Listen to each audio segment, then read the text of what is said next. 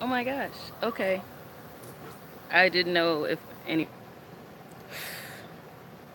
I tried to do this in a shadier spot, and to no avail. It. I couldn't see myself in the camera. I might move over there because the sun is out and it's super bright this morning. It's absolutely ridiculous, this sun. So I don't know how long I will stay in it. But yes, if you've seen the title of this video, you see that it is about prepping and SHTF situation and your children. This video, I mean, this video is brought on. Hey, coffee girl, good morning. I have my coffee, it's out here.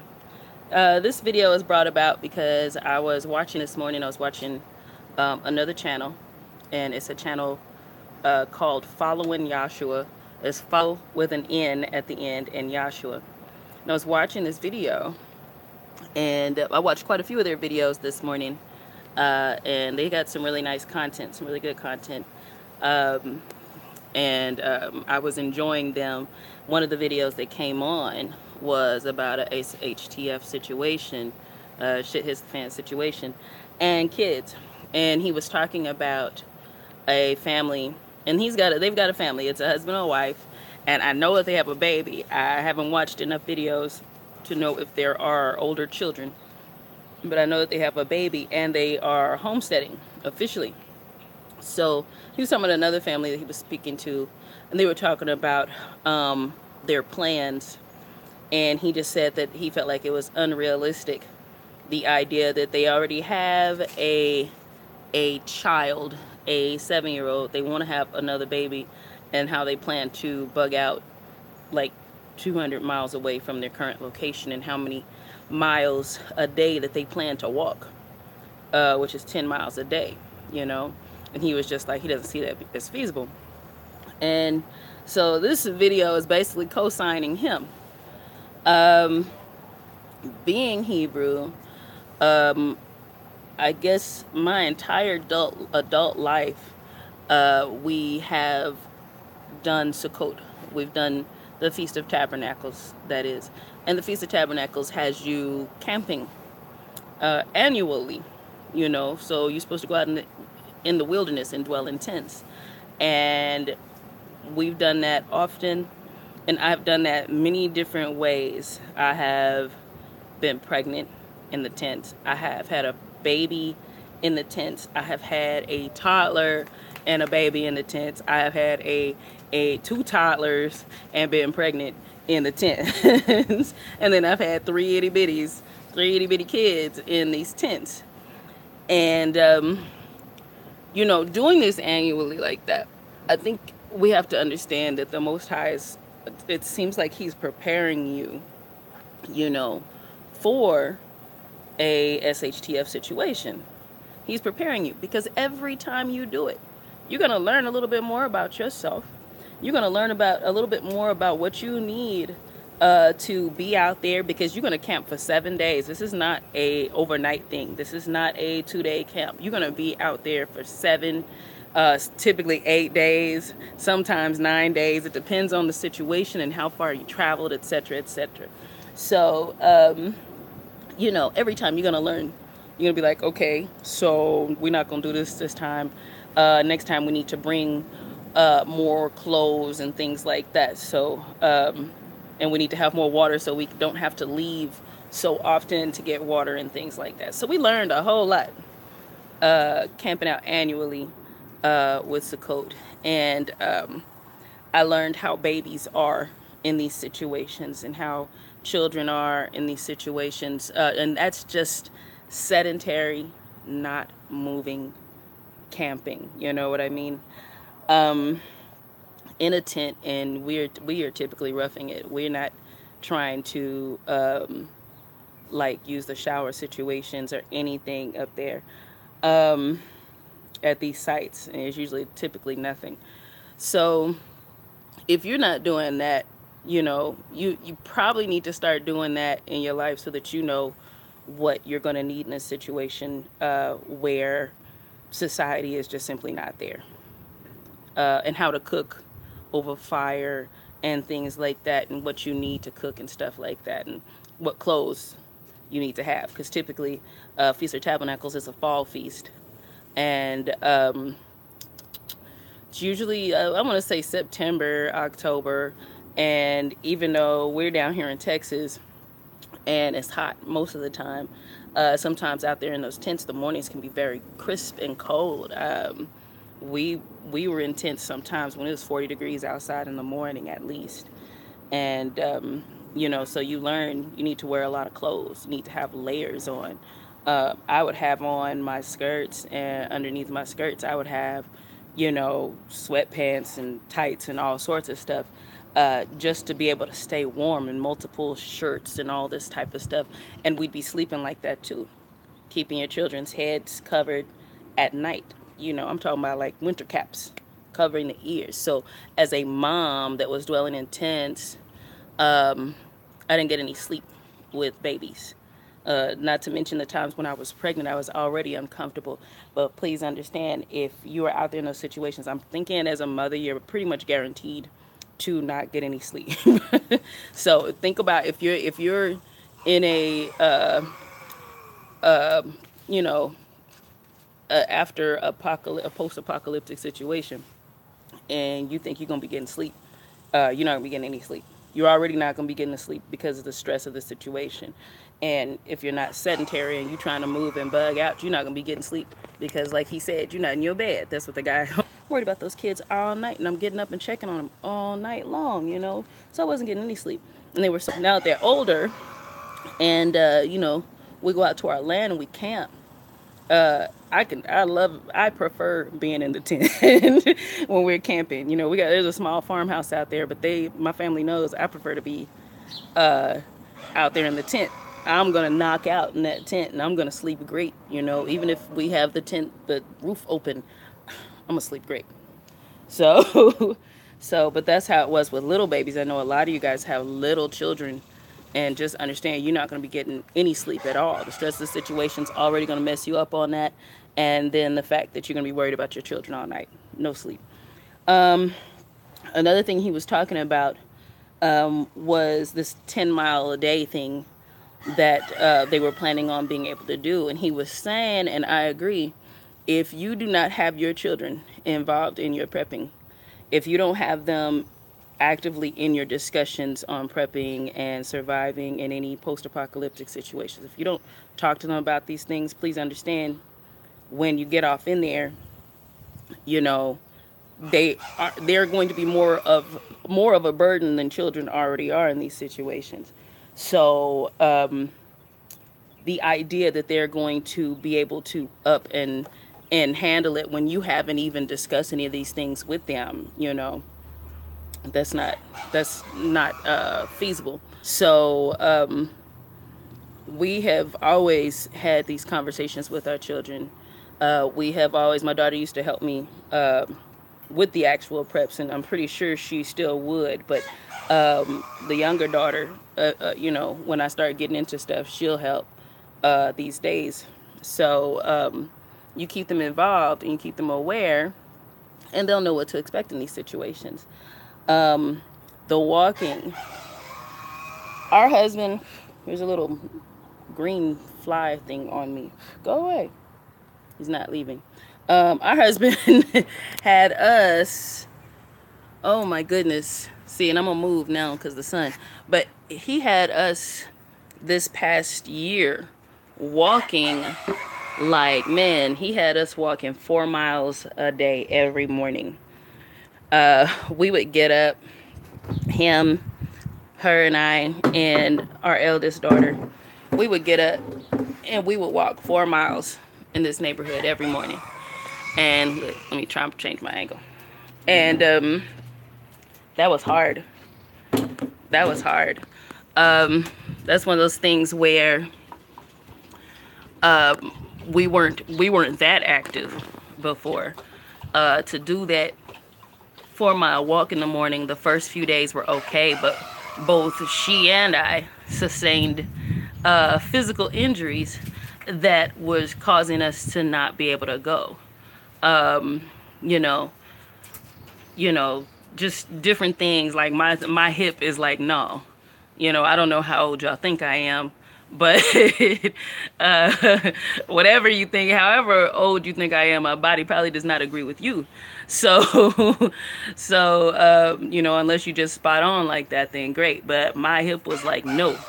I ended up sustaining a limp, you know, like this hobby thing that, like, if I walk too much even now, that thing's gonna start showing up. So that was just 4 miles a day. That was 4 miles in the morning, and we were trying to reach a time goal. You hear that? He just gonna crow the whole time. We were trying to reach a time goal, so often we were walking fast, or we were jogging, or we were downright running. But 4 miles a day, and I think we kept that up for about 16 days, and that was hard enough. The oldest girl, she dances all day every day, so she's always moving. She gets into these kicks where she wants to do certain exercises and things like that. So like, she could hack it, and her husband, you know, he's always been a physical person, so he could hack it just fine. And both of them, if they had wanted to, probably could have left both of us. We were slowing them down. So understand, if you are not at the peak of, you know, your physical ability, your physical health, you're gonna slow people down. So them kids gonna slow you down too. You know, the eldest daughter is a teen, so she's pretty much at the height of her stuff. You know, and into your 20s and stuff, you're gonna be at the height of your stuff. If you're not using that body, you're not gonna be able to make it. So you can forget the 10-mile thing. And like he said, if your kids are not being physical like that on the daily, or at least very, very often, you're gonna not only you're gonna expect a lot of complaints, but you can also expect injuries for them as well. 200 miles to travel is just really, really far. You know, especially with children, and you could forget carrying them. Like my co was talking this morning, like, where do you rest? Every time you want to stop and rest as a family, where do you rest? I don't know, and this is not something that he addressed on his video, but I'm going to address it on ours. I don't know how you guys feel about race relations in this country, but where we live, even though for the most part everything is okay racially here, you know, I'm gonna say it like this: our white people aren't like that. If they are, they certainly keep that stuff to themselves and they wouldn't dare to, you know, cause any discourse with a black person like in the streets of the city. It just doesn't work like that here. But it's when you leave this city that you know, you can see a lot of that, a lot of these problems. So as black people, as a black person, as a black family, the idea of having to walk after a post-apocalyptic situation, to bug out and to have to walk hundreds of miles, that's actually very dangerous. That's very dangerous for a black person, because a lot of these people, a lot of these white people in these small towns, they're not used to black people at all. They don't, the only black people that they have, I guess, that they're cognizant of are the ones that they see on the internet, or the ones that they see on TV and movies, or the ones that they talk about on their websites and their forums and things like that. So to understand that sometimes it's not necessarily, it's not just abject hate. It's a matter of ignorance and not knowing any black people at all. And it's a matter of fear, because so much fear has been placed in them about black people. To know that some of them, when they see you, they just want to kill you on sight because you're a threat. You know, you're a threat. They don't know you, and then you're from the cities too. And that's another thing that country people or country preppers are scared to death of is people coming from the cities out into their land and places they consider their areas. And, you know, that is what they are preparing for. They are preparing for you to leave the city and, you know, I'm saying walk across their lawn. You know what I mean? We have land out there in the country, you know, maybe an hour and a half's drive away from here. And to get there on foot and to have to rest, like she said, where do you rest? To have to sleep somewhere, where do you sleep? And you already can't be on the highways. You already should not be on the highways in those situations.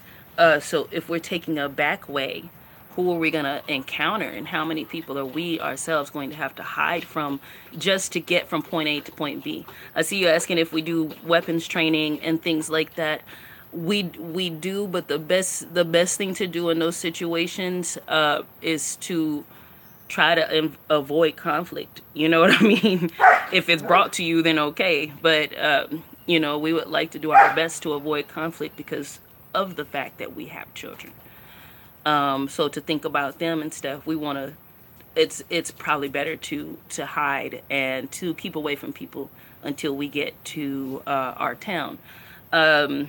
So the idea that you, a black person, your black family just going to be walking around the United States bugging out, I can guarantee you that that is not going to be the case at all. So that's another plan you need to scrap or be extremely prepared for.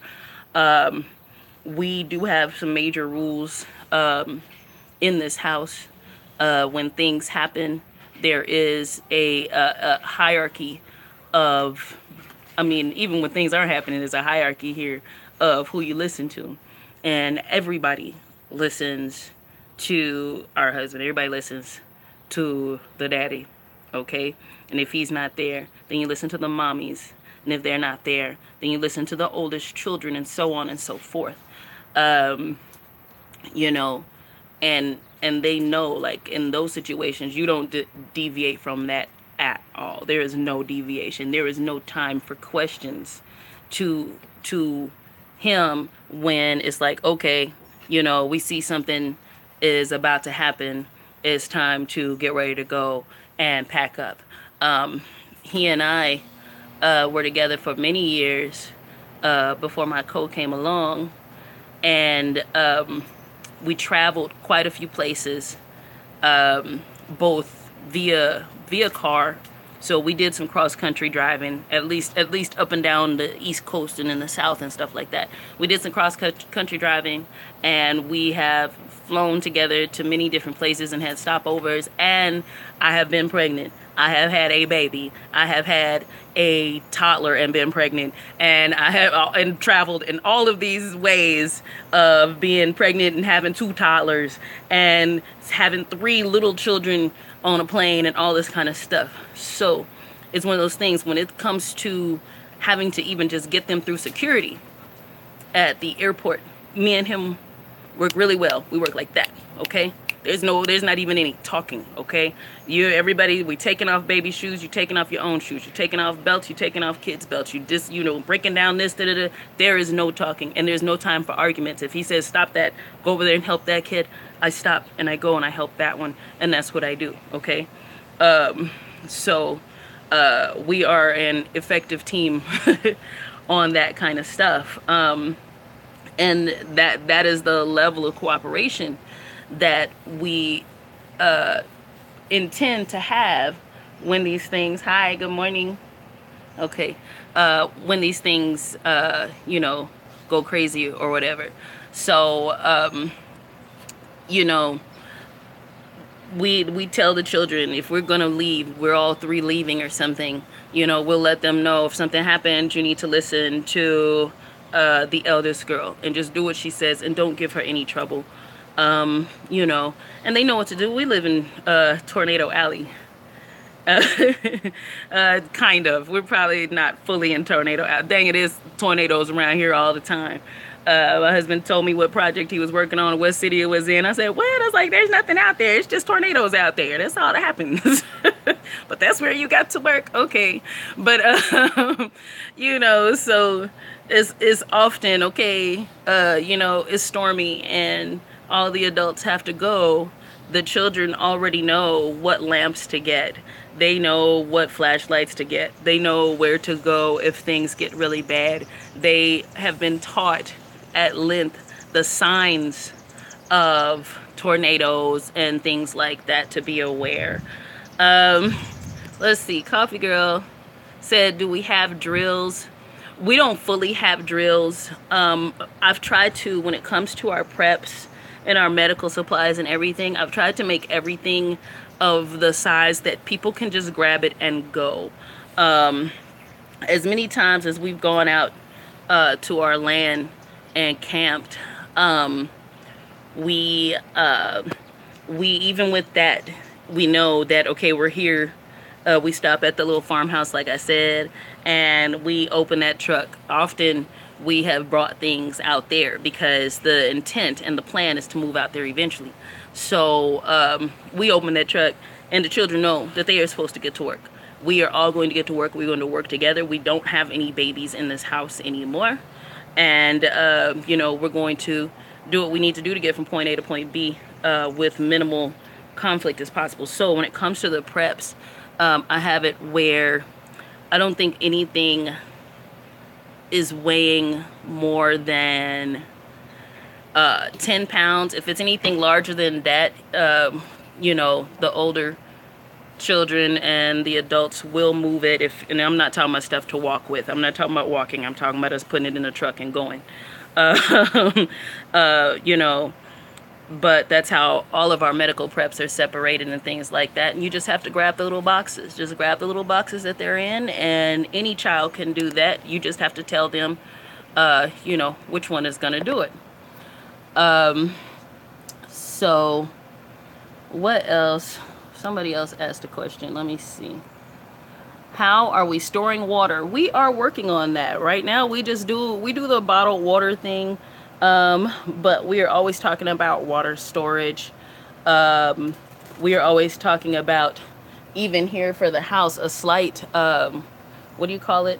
Irrigation system, you know, for our garden. Like, we need to put something together, and we're always talking about the big containers and things like that. So we're on our way. We do collect water when it rains, and we will use it for our plants and, you know, sometimes for the animals and things like that at this time. So, you know, work in progress. The plan, you know, prayerfully, the plan is not to be here if something happens. The plan is to officially be out there. So, you know, hi. One of the babies is saying hi. Hello. So, yes, the plan is to go out there and live out there, and then we don't have to worry about bugging out. We don't have to worry about getting away. Yes, I see you there too. Hello. That's a scary face that you're making. It's happy but scary at the same time. Okay. You said, how often do we do food storage? We do. Oh, and I'm not necessarily into the canning, sis, only because even here in this part of Texas, we get low-level earthquakes on occasion, not all the time, but you'll look up and there will be at least a 3, you know. I mean, I'm not saying at least, like at most a 3. So 3 or less. We'll get some shaking around here every once in a while because of the fracking. The government don't like to say that, but that's what it was. We ain't had earthquakes before. I didn't grow up with no dang earthquakes, but now we got them, and it's because of the fracking. So anyway, sometimes you get a little bit of shaking. And what I don't want ever is for everything to somehow be knocked down and all that stuff I canned to be broken. So if we do can, and we are going to do some pickles within the next couple of days, I think, but that's for eating. That's not for keeping forever. We're going to eat all that. But if we can, it's more my code that likes to can than I do. Otherwise, food storage, I'm gonna say it's ongoing. It's something that we're always doing. We're always adding cans. We're always rotating the cans out, buying canned goods. We don't really eat canned vegetables and things like that. We like fresh vegetables. Obviously, we have a garden, so we definitely love fresh vegetables. A step away from that is frozen. We love frozen vegetables. Canned vegetables, probably the last type of vegetable we're gonna eat. But if we're doing cans, you know, I'll get the stuff that the family does eat, corn and even spinach and, you know, green beans and stuff like that. Stuff that I know that we'll eat. Stuff that appetite fatigue is something that is a problem with humans, and even in a post-apocalyptic situation, food fatigue is something that's going to happen. So we don't have a bunch of the same thing, only because we know that even with the children are going to get tired eating the same thing, and you know, children can become a little bit disruptive when it comes to that kind of stuff. You know, I don't believe in just children just, you know, being I'm calling it blind, deaf, and dumb about things. So our children do have opinions and things like that, and we do want them to learn to express their opinions, so when they are adults, they know how to do it properly and have a civil level of discourse and things like that, and not bottle things up. So you know, they pretty much, we try to have everything that we store is stuff that we all eat. Everything that we grow, you know, is stuff that we are going to eat. So, you know, like we got peppers, tomatoes, all the kale and all the greens, the broccoli that me and the broccoli about to get into a fight today, onions and cucumbers and potatoes, etc., etc. Y'all have seen the garden before. If not, y'all gotta watch the videos. We're gonna eat all of that, and that's how I choose to prep for that stuff. Yeah, we know that it definitely keeps us ahead. The plan is, when we go out to our land, is obviously to do a larger version of what we're doing here in the city at our house. We've got chickens and we've got our food, you know, growing and stuff like that. Hang on. And see, that's not even a real call. I took it off. But that was a telemarketer. But how rude. I can't stand telemarketers. But anyway, you know, we plan to do this on a larger scale, and we want to get out there as soon as possible to do these things, so that, like, you can't have a post-apocalyptic situation and think that the next day you're gonna start farming and everything is gonna be okay. You're gonna start your garden and everything is gonna be okay. That's not gonna happen. Food obviously takes time to grow, and and you aren't. I don't know anybody who has come out of the gate and is just good at growing food in a garden. So this is our second year doing the garden. Yes, we're learning about seed saving and trying to learn to save seeds and stuff like that. We bought a bunch of heirloom seeds, and I wish for the life of me I could remember what company or companies that we bought them from, so that I could explain some stuff to you about that on another video. Because some of those, watch out. Here's what I will say. Watch out with some of that buying the heirloom seeds online or anywhere, because some of those seeds were downright duds. Okay, they were duds, and that was disappointing. Who wants to be in a post-apocalyptic situation and have your heirloom seeds and find out then that they're duds? No, we don't want that at all. So, you know, year 2, year 1 was just simply learning how to make things grow, I would say, and we have become successful at that. We know how to make our stuff grow. We know about composting and things like that. You know, we want to have our own compost pile, and we were going to do that a couple of months ago, but we went in another direction just with the setup of the yard. So we'd have to change where we would put our compost pile at this point. I'm just trying to see who he's barking at, who she's barking at. Probably a squirrel, as usual. You're not gonna catch that. So, no, it's a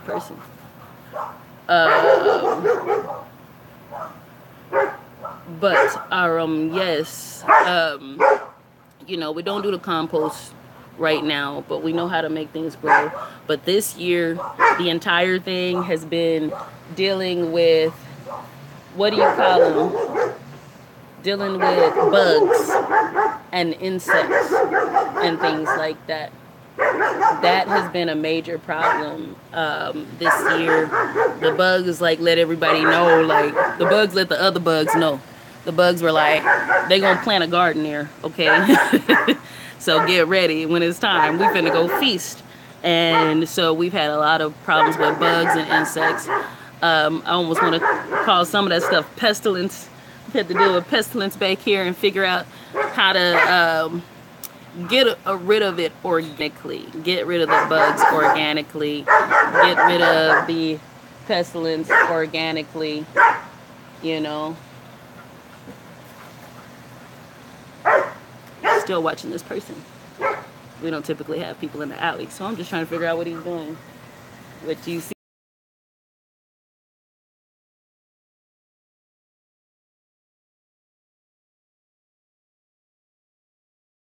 Now that we've learned that, you know, thank you for the lesson on the bugs and things like that. You know, when we go out there, we'll be better prepared to handle our property. Let's see. There we go. What's going on in the comments? It's good to see you all talk about this stuff. More people should talk about it because it's important. You're right, Sister T, and the reason I'm talking about it is you and your husband, well, your husband, because he had done the video, and y'all stuff is enjoyable, so I can't wait to watch more of your stuff. Probably gonna do that later on today. Coffee Girl says she learned her lesson with the hurricane. I realized how unprepared I was for any emergency situation. I learned my lessons on needing to prep back with 9/11. Back with 9/11 and that blackout that happened, I guess, a year or so after that, that East Coast blackout. We were, my biological sister and I were living together in New York. And you know, it was just, we were in Manhattan at the time of 9/11, and it was just a scary time. And even then, she and I, we sprung into action for ourselves because nobody knew what was going to happen. We can all look at it in hindsight and things like that and say this or that did not occur.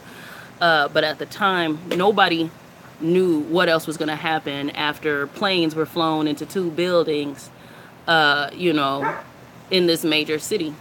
They cut off access to Manhattan. Manhattan is an island. It's one of those things that you don't really know until you go up to New York, really, in my opinion, unless you know about New York. Nobody knew it was an island, but Manhattan's an island. And when 9/11 happened, for the next few days, they cut off access to that island. They cut off every tunnel and every bridge. The military would not let you in or out. So people who came to work from New Jersey and from Connecticut and Philadelphia that morning, they were stuck in Manhattan for a few days. And we were stuck. We're not from New York. We was living up there. We're from Texas, dang it. And we wanted the ability to go home.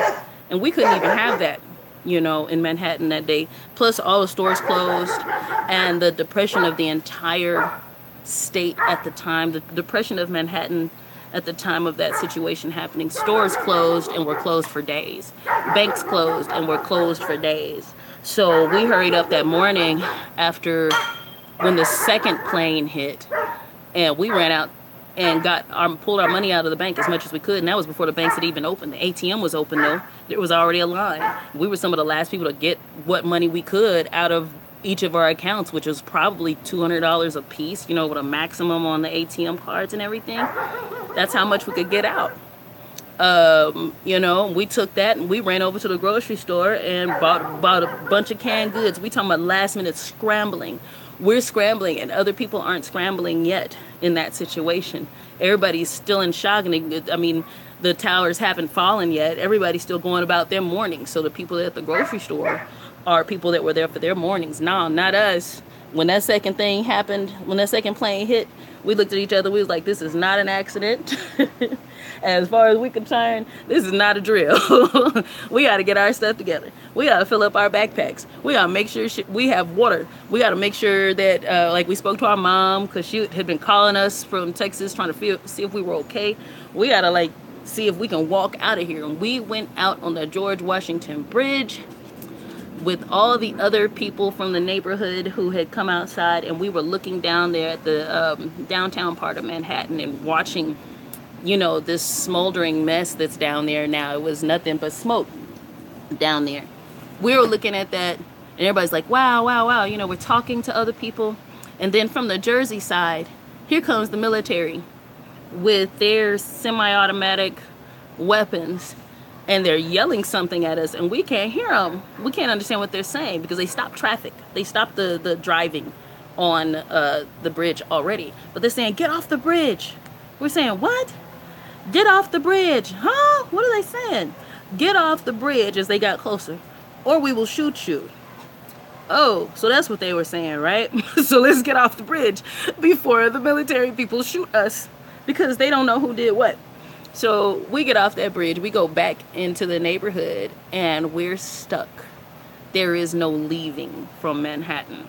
So that, you know, lesson learned about bugging out, lessons learned about having what you need, and lessons learned about speed and reading the current situation on what you need to do. That's when that started for me. That was 2001.